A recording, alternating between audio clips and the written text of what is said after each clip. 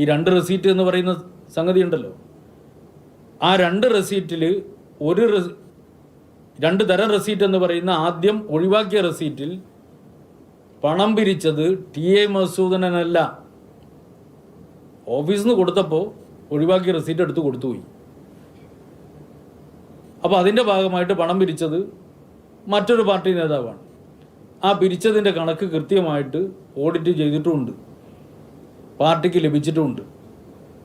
പക്ഷെ എന്താ, ഇത് വെച്ചുകൊണ്ട് 2 തരം റെസീറ്റ് അച്ചടിച്ചു, ഇത് പണപ്പിരിവിൽ തട്ടിപ്പ് കാണിക്കാൻ വേണ്ടിയാണ് എന്ന നിലയിലുള്ള പ്രചരണമാണ് നടത്തിയത്. പാർട്ടിക്കകത്ത് ഉന്നയിച്ച കാര്യങ്ങൾ വിശദമായിട്ടുള്ള പരിശോധനയ്ക്ക് വിധേയമാക്കി.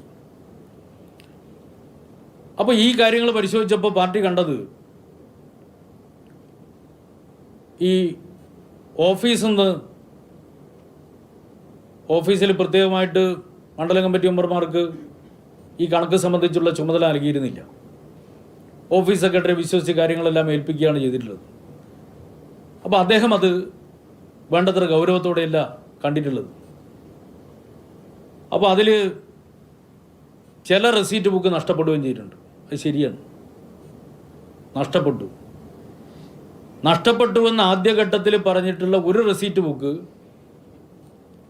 സഖാവ് TA മധുസൂദനെ ഏൽപ്പിച്ച റെസീറ്റ് ബുക്കായിരുന്നു.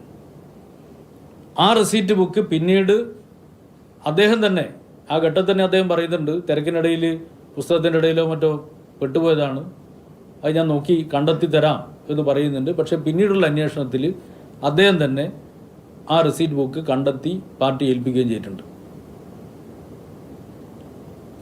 അപ്പോൾ TA മധുസൂദന് കിട്ടിയിട്ടുള്ള റെസീറ്റ് ബുക്ക് കൃത്യമായി പാർട്ടി ഏൽപ്പിച്ചിട്ടുണ്ട്. എന്നാൽ ചില റെസീറ്റ് ബുക്ക് നഷ്ടപ്പെട്ടു പോയിട്ടുണ്ട്. ഇത് വിശദമായിട്ടുള്ള പരിശോധന ഓഡിറ്റർമാർ നടത്തി. അപ്പോൾ റെസീറ്റ് ബുക്ക് നഷ്ടപ്പെട്ടു.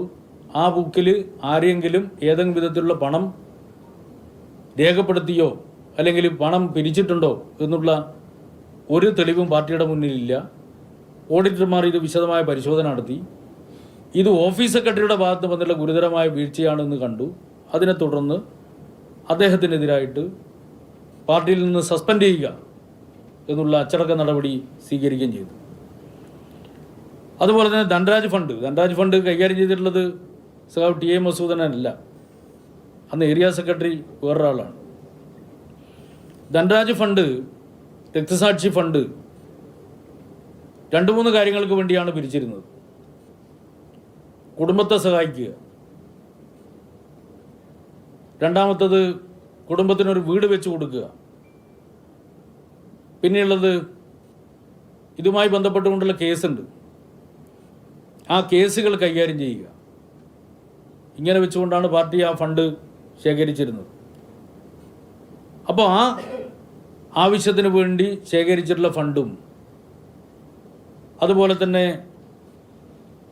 തെരഞ്ഞെടുപ്പുമായി ബന്ധപ്പെട്ടുകൊണ്ടുള്ള ശേഖരിച്ചിട്ടുള്ള ഫണ്ടും അതുപോലെ തന്നെ ഓഫീസ് നിർമ്മിച്ചതുമായി ശേഖരിച്ചുകൊണ്ടുള്ള വേണ്ടിയുള്ള ഫണ്ടും ഇതിലൊന്നും പാർട്ടിക്ക് ഏതെങ്കിലും വിധത്തിലുള്ള ധനം നഷ്ടപ്പെടുന്ന സ്ഥിതി ഉണ്ടായിട്ടില്ല. ഏതെങ്കിലും ഒരു വ്യക്തി ഇതുമായി ബന്ധപ്പെട്ടുകൊണ്ട് വ്യക്തിപരമായി ഏതെങ്കിലും വിധത്തിലുള്ള ധനാപഹരണം നടത്തിയതായിട്ട് പാർട്ടി കണ്ടെത്തിയിട്ടുമില്ല. വിശദമായ പരിശോധന ഓഡിറ്റർമാർ നടത്തിയതാണ്, പാർട്ടിയുടെ അന്വേഷണ കമ്മീഷനും വിശദമായ പരിശോധന നടത്തിയതാണ്.